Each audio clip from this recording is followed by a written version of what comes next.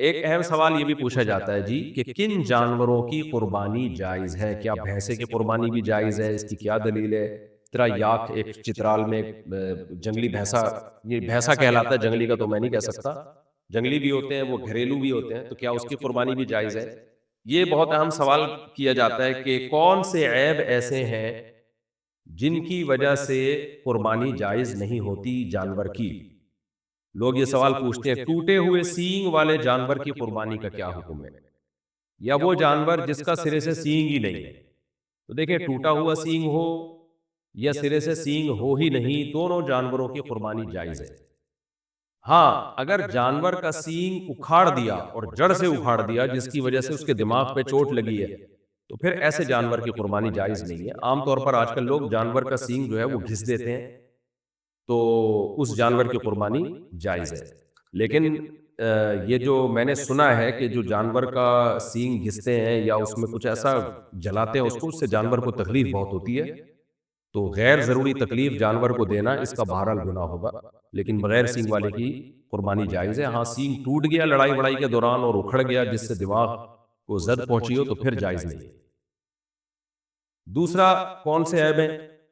اندھے جانور کی قربانی جائز نہیں ہے، اگر ایک آنکھ کی بینائی بالکل گئی ہوئی ہے اس کی قربانی بھی جائز نہیں ہے۔ لنگڑے جانور کی قربانی، بعض دفعہ آپ جانور خریدتے ہیں، جانور لنگڑا ہوتا ہے، تو اگر اتنا لنگڑا ہے کہ وہ پاؤں زمین پہ ٹکا ہی نہیں پا رہا، تو اس کی قربانی جائز نہیں، اور اتنا اگر لنگڑا ہے کہ وہ پاؤں کم از کم اس کو چلانے کے قابل بنا رہا ہے، زمین پہ ٹکا لیتا ہے اور چل لیتا ہے کچھ نہ کچھ،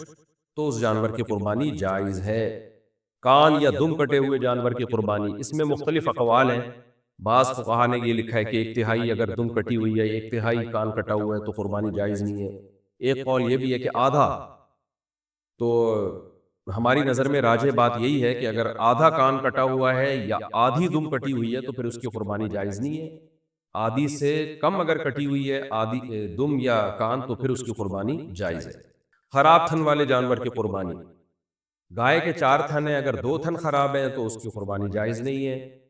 اگر 1 تھن خراب ہے تو جائز ہے۔ بکری کے 2 تھن ہوتے ہیں، اگر 1 تھن خراب ہے تو قربانی جائز نہیں ہے۔ خصی جانور کی قربانی بالکل جائز ہے۔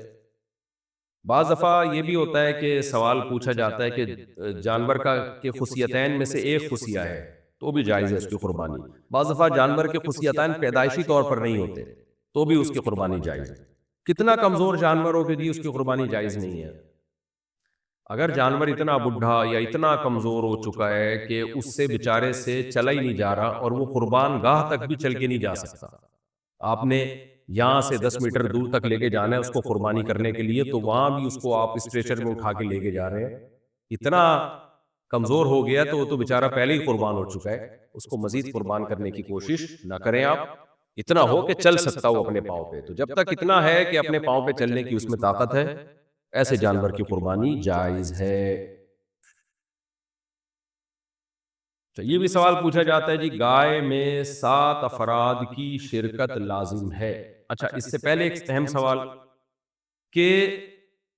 معذور جانور کی قربانی تو جائز نہیں ہے، جیسے ہم نے بتایا ٹانگ ٹوٹی ہوئی ہے اتنی کہ زمین پہ ٹکا ہی نہیں سکتا وہ۔ بعض دفعہ جانور کو گراتے ہوئے، قربانی کرتے ہوئے وہ معذور ہو جاتا ہے، تو خوب سمجھ لیں اگر قربانی کے لیے جانور کو گراتے ہوئے اس میں کوئی عیب پیدا ہو گیا تو اس عیب سے کچھ نہیں ہوتا، ایسے جانور کی قربانی جائز ہے۔ بعض دفعہ اتنے موٹے تازے بیل ہوتے ہیں کہ آپ جب ان کو گرا رہے ہوتے ہو تو 2-4 بندے وہ پہلے گرا چکا ہوتا ہے، اور پھر اس کو گراتے ہوئے اس بیل کی ٹانگ ٹوٹ گئی یا آنکھوں کی بینائی چلی گئی، تو چونکہ وہ قربانی کے دوران ہی کا ایک پروسیس ہے، قربانی کے دوران کا ہی ایک عمل ہے، تو اس سے کوئی فرق نہیں پڑتا، ایسے جانور کی قربانی بھی جائز ہے۔ اسی سے ایک مسئلہ یہ بھی ہے کہ بعض جانور بڑے وحشی ہوتے ہیں، آپ کے قابو میں وہ آتے ہی نہیں ہیں، تو ایسے جانور کو پہلے فائر کرنا پڑتا ہے، گولی مارنی پڑتی ہے، اس کے بعد جا کے وہ قابو میں آتے ہیں۔ تو شرعاً یہ بھی جائز ہے کہ اگر کوئی ہٹا کٹا موٹا بیل بھینسا قابو میں ہی نہیں آ رہا آپ کے، تو آپ نے اگر اس کو فائر کیا، گولی ماری، اور گولی سے وہ مرا نہیں، تو آپ نے فوراً جا کے مرنے سے پہلے پہلے اس کو ذبح کر دیا تیز دھار والی چھری سے، تو بھی اس کی قربانی جائز ہے۔ البتہ آپ نے اس کے گولی ماری اور گولی سے وہ مر گیا، آپ کے ذبح کرنے سے پہلے پہلے وہ مر گیا، تو پھر اب اس کی یعنی وہ قربانی آپ کی نہیں ہوئی ہے، اور وہ گوشت بھی آپ کے لیے حلال نہیں ہے، وہ مردار کے حکم میں ہے، کیونکہ قرآن مجید نے الموقوذہ، وہ جانور جس کو پتھر سے مارا جائے، اس جانور کو حرام شمار کیا، تو گولی بھی پتھر ہی کی طرح ہوتی ہے، فرق صرف یہ ہے کہ ایک پتھر وہ ہوتا ہے جو آپ ہاتھ سے پھینکتے ہوئے، پتھر وہ ہوتا ہے جس کے لیے آپ ایک مشین استعمال کرتے ہیں تاکہ اس کی اسپیڈ بڑھ جائے۔ البتہ گولی اگر دھار والی ہے، یعنی آگے اس کے تیز باریک نوک ہے، جیسے تیر میں ہوتی ہے نوک، تو پھر دھار والی کوئی بھی چیز سے جب آپ جانور کا شکار کریں گے تو پھر شریعت نے ہمیں یہ آسانی دی ہے کہ اگر آپ نے وہ شکار بسم اللہ اللہ اکبر پڑھ کے آپ نے گولی چلائی، جس گولی کی آگے تیز نوک ہو، صرف نوک کافی نہیں ہے، گول نوکیں ہوتی ہیں بندوقوں کی، وہ اس سے کوئی فرق نہیں پڑتا، تیز دھار والی نوک ہو، یا تیر آپ نے مارا جانور پر اور وہ جانور گر گیا، آپ کے پہنچنے سے پہلے پہلے وہ مر گیا، تو بھی حلال ہے۔ لیکن یہ جب ہے جب دھار ہو آگے گولی کی یا تیر کی، تو پھر اگر آپ کے پہنچنے سے پہلے جانور ہلاک ہو گیا تو حلال ہے۔ ہاں، آپ پہنچے اور اس وقت زندہ تھا تو پھر آپ پر لازم ہے کہ اس کو ذبح کر دیں۔ اب آپ نے جانور پہ تیر چلایا یا دھار والی گولی جس کے آگے تیز نوک ہوتی ہے، بسم اللہ اللہ اکبر پڑھ کے آپ نے اس بھینسے پہ فائر کیا، آپ قریب گئے تو اس میں جان تھی، لیکن آپ نے کہا چونکہ میں نے تیز دھار والی گولی سے یا تیر سے میں نے اس کو مارا ہے تو جان تو ہے اس میں، لیکن اب میں ذبح نہیں کرتا، تو اب وہ حرام ہو گیا، کیونکہ آپ پر لازم تھا کہ آپ فوراً اس جانور کو ذبح کر لیتے۔ تو خلاصہ کیا نکلا کہ عام گولی جو ہوتی ہے کلاشن کوف کی یا پسٹل کی، اس میں دھار نہیں ہوتی، اس سے اگر اپنے جانور کو شکار کیا قابو میں لانے کے لیے تو ذبح کرنا بہرحال ضروری ہے، مرنے سے پہلے پہلے اس کو ذبح کرنا پڑے گا۔ اور اگر دھار والی گولی جس کی آگے تیز باریک نوک ہوتی ہے یا تیر مارا آپ نے، تو اس میں اگر آپ جانور کے قریب پہنچ گئے، آپ نے غفلت نہیں کی، جیسے ہی جانور گرا آپ پہنچے اور موت سے پہلے پہلے ذبح کر دیا تو بہرحال حلال ہے، لیکن آپ کے ذبح کرنے سے پہلے پہلے وہ مر گیا تو بھی حلال ہے۔ لیکن اگر آپ نے غفلت کی، آپ نہیں گئے وہاں پہ اور اسے تڑپ کے مرنے دے دیا اپنی موت، پھر وہ حلال نہیں ہے۔ اور ایسا کر لینا چاہیے، آج کل بعض بیل اتنے تگڑے ہوتے ہیں، پورے محلے کو انہوں نے عذاب میں ڈالا ہوا ہوتا ہے، خود ذبح ہونے سے پہلے پہلے وہ دو چار بندوں کو ذبح کر چکے ہوتے ہیں، تو ایسے موقع پہ شریعت کی گنجائش سے فائدہ اٹھانا چاہیے، بجائے اس کہ لوگوں کی جانوں کو رسک میں ڈالا جائے، تو کسی فائر وغیرہ سے ایسے خطرناک قسم کے جانوروں کو شوٹ کر دینا تاکہ وہ قابو میں آ جائیں، کچھ تھوڑا سا خون نکل جائے تاکہ وہ زمین پہ گر جائے، تو اس میں کوئی حرج ہے نہیں، کر لینا چاہیے ایسا اگر مجبوری ہو۔ اچھا، ایک اہم سوال یہ بھی پوچھا جاتا ہے جی کہ کن جانوروں کی قربانی جائز ہے؟ کیا بھینسے کی قربانی بھی جائز ہے؟ اس کی کیا دلیل ہے؟ طرح یاک ایک چترال میں جنگلی بھینسا، یہ بھینسا کہلاتا ہے، جنگلی کا تو میں نہیں کہہ سکتا، جنگلی بھی ہوتے ہیں، وہ گھریلو بھی ہوتے ہیں، تو کیا اس کی قربانی بھی جائز ہے؟ تو خوب سمجھ لیں، ہمیں 4 جانوروں کی قربانی کا حکم دیا گیا ہے: بیل، جس میں گائے بھی آتی ہے یعنی نر مادہ، دمبا، بھیڑ، یہ بھی اسی میں آتے ہیں، بکرا، بکری اور اونٹ۔ تو بھیڑ میں بھیڑ، دمبا، یہ سب چیزیں اس میں آتی ہیں، چکی والا ہو چاہے چکی والا نہ ہو۔ بھینس کا حدیث میں تذکرہ نہیں ملتا، اس لیے آج کل بعض علماء نے یہ کہنا شروع کیا کہ بھینس کی قربانی جائز نہیں ہے، لیکن ماضی میں ہمیں اس کے جائز ہونے پر اجماع ملتا ہے۔ اب وہ اجماع یعنی کیوں امت کا اجماع ہوا تھا کہ بھینس کی قربانی جائز ہے؟ اس کی وجہ یہ ہے کہ یہ جو 4 جانور جن کی قربانی کا شریعت نے ہمیں حکم دیا ہے، ان میں قدر مشترک کیا چیز ہے، کامن چیز کیا ہے؟ ایک تو یہ کہ یہ چوپائے ہیں، نمبر 2 یہ پالتو ہوتے ہیں، گھریلو ہوتے ہیں۔ تو اس لیے حضرات فقہائے کرام کا اس پر ماضی میں اجماع ہو چکا ہے کہ بھینس بھی گائے کے حکم میں ہے، میڈیکلی نہیں ہے، شرعی لحاظ سے گائے کے حکم میں ہے وہ۔ تو بھینس کو گائے پر قیاس نہیں کیا گیا ہے، بلکہ بھینس کو قربانی کے معاملے میں لاحق کیا گیا ہے گائے کے ساتھ، یعنی گائے کی جنس میں شامل کیا گیا ہے، کیونکہ وہ بھی چوپایا ہے، بیسک منافع اس کے بھی وہی ہیں جو گائے کے ہوتے ہیں، بنیادی منافع، اور ہے بھی پالتو، یعنی جنگلی نہیں ہوتی ہے، گھریلو ہوتی ہے۔ اسی وجہ سے جنگلی بھینسے کی قربانی جائز نہیں ہے۔ اور اسی سے یاک کا حکم بھی آپ کے سامنے آ گیا، یاک جو ہے اگر پالتو ہے، گھریلو ہے، تو اس کی قربانی جائز ہے۔ اگر وہ گھریلو پالتو نہیں ہے بلکہ وہ جنگلی ہے، وحشی ہے، تو پھر اس کی قربانی جائز نہیں ہے۔ تو خلاصہ یہ نکلا کہ بھینس کی قربانی اس کے جائز ہونے پر بھی اجماع رہا ہے، تو بھینسا بھی آپ قربان کر سکتے ہیں، بھینس بھی کر سکتے ہیں، اور یاک بھی کر سکتے ہیں اگر وہ پالتو ہے۔ اور بکرا بکری وغیرہ تو سب کو معلوم ہی ہے، تو ان جانوروں کی قربانی بھی جائز ہے۔ البتہ ہرن کی قربانی، شتر مرغ کی قربانی یہ جائز نہیں ہے، کیونکہ یہ جنگلی جانور ہیں اور شتر مرغ تو چوپایوں میں اس کا شمار ہوتا بھی نہیں ہے۔ اسی طرح یہ جو مارخور ہے اس کی بھی قربانی جائز نہیں، کیونکہ یہ بکروں کی اقسام میں آتا ہے، لیکن یہ گھریلو نہیں ہوتے، یہ بلکہ یہ وحشی اور جنگلی جانور ہوتے ہیں، تو اس لیے مارخور کی قربانی بھی جائز نہیں ہے۔ جانور کی عمر کتنی ہو، یہ بھی سوال پوچھا جاتا ہے۔ کیا دو دانت کا ہونا ضروری ہے؟ بالکل ضروری نہیں ہے۔ گائے اور بیل میں 2 سال کا ہونا ضروری ہے، یعنی آپ بقرعید کے پہلے دن اگر کوئی گائے یا بیل ذبح کر رہے ہیں تو یہ ضروری ہے کہ وہ پچھلی سے پچھلی بقرعید میں اس وقت سے پہلے پیدا ہو چکا ہو جس وقت آپ قربانی کر رہے ہیں، یعنی اسلامی لحاظ سے 2 سال کا ہونا ضروری ہے، انگریزی لحاظ سے نہیں۔ یعنی آپ نے پچھلے سے پچھلے سال بقرعید کے پہلے دن دوپہر کے وقت آپ کی گائے نے ایک بچہ دیا، پچھلی سے پچھلے سال والی بقرعید میں دوپہر کے وقت، تو آپ اس بقرعید میں صبح کے وقت اس بچے کو ذبح نہیں کر سکتے، کیونکہ ابھی 2 سال پورے نہیں ہوئے۔ آپ ظہر کے بعد کر سکتے ہو، کیونکہ ظہر کے بعد بقرعید کے پہلے دن وہ 2 سال کا مکمل ہو جائے گا۔ اس مثال سے آپ کو سمجھ میں آ گیا ہوگا کہ ہر وہ جانور جو پچھلے سے پچھلی بقرعید سے پہلے پیدا ہو چکا ہو اس کو آپ اس بقرعید میں ذبح کر سکتے ہو، گائے اور بیل میں۔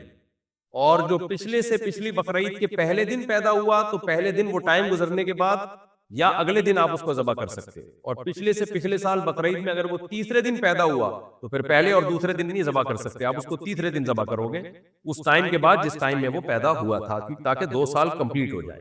یہی حکم بکری میں اور بکرے میں۔ اونٹ میں کم سے کم 5 سال کا ہونا ضروری ہے، 5 سال سے پہلے آپ اونٹ کو نہر یا ذبح نہیں کر سکتے۔ گائے اور بیل میں 2 سال ہو گئے، اور بکرا بکری میں 1 سال ہو گیا، اور دمبے میں اصل حکم تو یہی ہے کہ کم سے کم 1 سال کا ہو، لیکن اگر دمبا یا بھیڑ موتا تازہ خوب بھرا ہوا ہے، 6 مہینے کا بھی اگر ہے، وہ دیکھنے میں وہ سال کا لگ رہا ہو، سال کا لگنے کا مطلب یہ کہ اس 6 مہینے کے دمبے کو اگر آپ سال والے دمبوں میں چھوڑتے ہو تو فرق کرنا بہت مشکل ہو جاتا ہے کہ یہ سال کا ہے یا نہیں ہے، تو ایسے دمبے کی قربانی بھی جائز ہے۔ لیکن 6 مہینے سے بھی اگر وہ کم کا ہے پھر جائز نہیں اس کی قربانی، یا 6 مہینے کا ہے لیکن وہ دبلا پتلا بہت ہے اور دیکھنے میں لگ نہیں رہا سال کا، تو بھی جائز نہیں۔ یہ تو ہو گیا جی جانور کی عمر۔ باقی 2 سال جو ہے، 2 دانت لوگوں نے ایک اپنے لیے ایک معیار متعین کیا ہوا ہے، کیونکہ ہمیں پتہ نہیں ہوتا کہ جو جانور بیچ رہا ہے وہ سچ کہہ رہا ہے یا جھوٹ کہہ رہا ہے۔ تو جانور کے دانت جب 2 دانت ہو جاتا ہے نا، جانور دندیا کہتے ہیں میرے خیال ہے اس کو،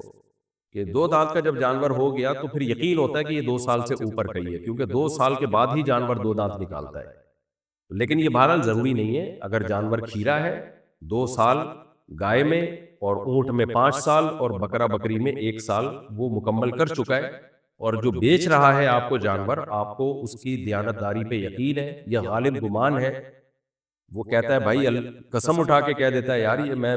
اللہ کی قسم اٹھا کے کہتا ہوں کہ یہ 2 سال کا ہو چکا ہے، اور آپ کو اس کی بات پہ یقین آ جاتا ہے، تو بھی آپ قربانی کر سکتے ہیں۔ لیکن اگر آپ کو اس کی بات پہ یقین نہیں آتا تو پھر آپ قربانی نہیں کر سکتے۔ حرام آمدن والے کو گائے کے حصے میں شامل کرنا، جس کے بارے میں پہلے سے پتا ہو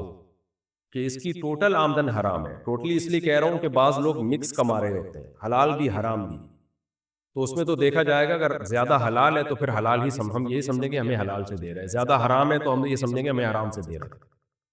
تو لیکن اگر پتہ نہیں ہے تو پھر جائز سمجھا جائے گا، کیونکہ ہمیں بدگمانی کی اجازت نہیں ہے۔ لیکن اگر آپ کو پتہ چل گیا بھائی اس آدمی کی جو سورس آف انکم ہے وہ زیادہ تر یہ حرام ہی کماتا ہے، اوپر کی آمدن اس کی زیادہ ہے، تو پھر آپ اس سے یہ کہیں گے بھائی آپ اپنے حلال پیسوں سے قربانی کرو۔ اگر اس نے حلال الگ سے نکال کے رکھے ہوئے وہ لا کے دیتا ہے تو آپ اس کی بات پہ یقین کر لیں، دلوں کے حالات ہم نہیں جانتے، لیکن جب تک وہ ایسی صراحت نہیں کرتا تو پھر آپ کے لیے اسے قربانی میں شریک بنانا جائز نہیں ہے۔ سودی بینک میں اگر سود سے متعلق کسی ڈپارٹمنٹ میں کوئی جاب کرتا ہے یا انشورنس کمپنی میں جاب کرتا ہے، اسی یعنی براہ راست جس کا انشورنس کمپنی کے معاملات سے تعلق ہو، کیونکہ انشورنس کمپنی میں تو ڈاکٹرز بھی ہوتے ہیں جو انہوں نے ہائر کیے ہوئے ہوتے ہیں، ان کی آمدن حلال ہے۔ میں بات کر رہا ہوں جو انشورنس کمپنی کا جو ایک ڈھانچہ ہے، اسٹرکچر ہے، جس کے بغیر کمپنی چل نہیں سکتی، ایسے کسی شعبے میں جب کوئی ہوگا تو اس کی آمدن بھی حرام ہے، سودی بینک میں کوئی مینیجر ہے یا اسی طرح کوئی سودی معاملات لکھتا پڑھتا ہے، لکھنے پڑھنے کا کام ہے یا اکاؤنٹ کھولنے کا کام ہے لوگوں کو موٹیویٹ کر کے، تو ایسی شخص کی آمدن حرام ہے، یا شراب کا بزنس ہے کسی کا، تو حرام آمدن والے کو اگر آپ نے قربانی کے حصے میں شریک کر لیا تو کسی کی بھی قربانی نہیں ہوگی، اور وہ گوشت بھی سب کے لیے حرام ہو جائے گا، گوشت کھانا بھی جائز نہیں ہوگا، تو اس لیے اس میں احتیاط کرنا ضروری ہے۔ باقی اگر کسی کو پتہ نہیں ہے تو پھر تفتیش کرنے کی بہت زیادہ اس میں ضرورت نہیں ہے، کسی نے اپنے منہ سے کہہ دیا کہ بھئی میں حلال کماتا ہوں، میں یہ ان شعبوں سے میرا تعلق نہیں ہے، یا میں سودی بینک میں جاب تو کرتا ہوں لیکن میں نے قربانی کے لیے الگ پیسے رکھے ہوئے ہیں، تو بس اس کی زبان پر اعتماد کر لینا کافی ہے، زیادہ ڈیپ میں گہرائی میں جانے کی ضرورت نہیں ہے۔ اونٹ کی قربانی میں 7 حصے ہیں یا 10 حصے؟ اونٹ کی قربانی میں 7 حصے ہیں، وہ جو 10 والی حدیث ہے وہ مال غنیمت سے اس کا تعلق ہے۔ شرک کرنے والے کے ساتھ قربانی کرنے والوں کی قربانی کا کیا حکم ہے؟ کسی کا عقیدہ دو ٹوک شرکیہ ہو، بالکل واضح، نبی صلی اللہ علیہ وسلم کو بغیر کسی تعویل کے وہ مشکل کشا حاجت روا مانتا ہو کوئی شخص، آپ صلی اللہ علیہ وسلم کو کلی علم غیب کا قائل مانتا ہو، یعنی آپ اس کا قائل ہو کہ نبی صلی اللہ علیہ وسلم کلی طور پر عالم الغیب تھے، ما کانا وما یکونو کا علم تھا آپ کو، کوئی چیز آپ کے علم سے مخفی نہیں تھی، تو یہ تو کلی علم غیب ہو گیا۔ یا آپ صلی اللہ علیہ وسلم کو اللہ نے اتنے اختیارات دے رکھے ہیں کہ جب چاہیں جہاں سے چاہیں نبی صلی اللہ علیہ وسلم ہماری مدد کر سکتے ہیں، یا فلاں بزرگ ہماری مدد کر سکتے ہیں، یا کوئی ختم نبوت کے عقیدے کا منکر ہے جیسے قادیانی ہے، تو ایسے کفریہ عقیدہ کسی کا واضح طور پر اگر ہوگا تو پھر اس کی قربانی کو، اس کے کا اگر آپ نے حصہ اپنے جانور میں ڈال دیا تو اس کی قربانی بھی، کسی کی بھی قربانی پھر نہیں ہوگی، سب کی قربانی غلط ہو جائے گی، ناجائز ہو جائے گی۔ اور ذبح کرنے والے کے لیے بھی ضروری ہے، خوب سمجھ لیں، قربانی کا جانور ہو یا عام جانور ہو،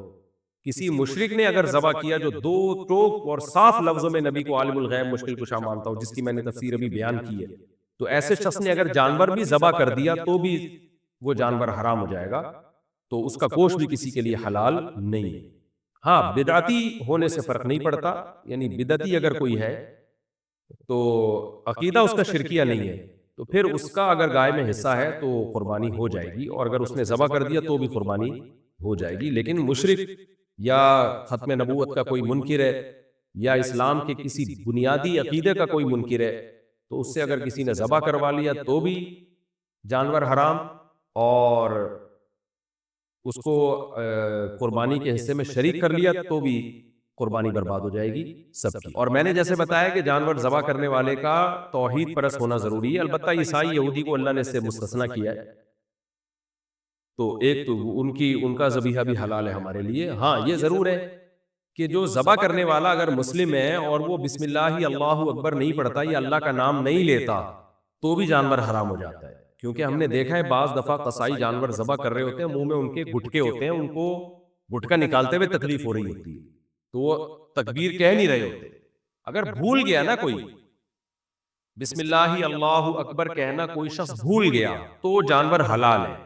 حدیث میں آتا ہے ہر مسلمان کے دل میں اللہ کا نام موجود ہے آلریڈی، اگر بھولے سے کسی سے اللہ کا نام چھوٹ گیا، کیونکہ وہ ایسا وقت ہوتا ہے جانور ہل رہا ہوتا ہے، آپ دفعہ آپ کو اس کی فکر ہوتی ہے بھاگنا جائے تو آپ ذبح کرنے میں ٹائم لگا دیتے ہو، بسم اللہ اللہ اکبر پڑھنا بھول جاتے ہو، تو بھولے سے چھوٹ گیا حلال ہے جانور، لیکن جان کر چھوڑ دیا گٹکے کی وجہ سے، لوگ یاد دلا رہے ہوتے ہیں بعض دفعہ قصائی کو، پھر بھی وہ نہیں بول رہا ہوتا، منہ سے پھوٹ ہی نہیں رہا ہوتا، کچھ الفاظ نکالو بھائی منہ سے، تو اسی وجہ سے یہ بسم اللہ اللہ اکبر زور سے پڑھنا چاہیے تاکہ لوگوں کے دل میں شک شبہ بھی ختم ہو جائے۔ تو اگر کسی نے نہیں کیا، اللہ اکبر نہیں پڑھا، تو پھر جانور حرام ہو جائے۔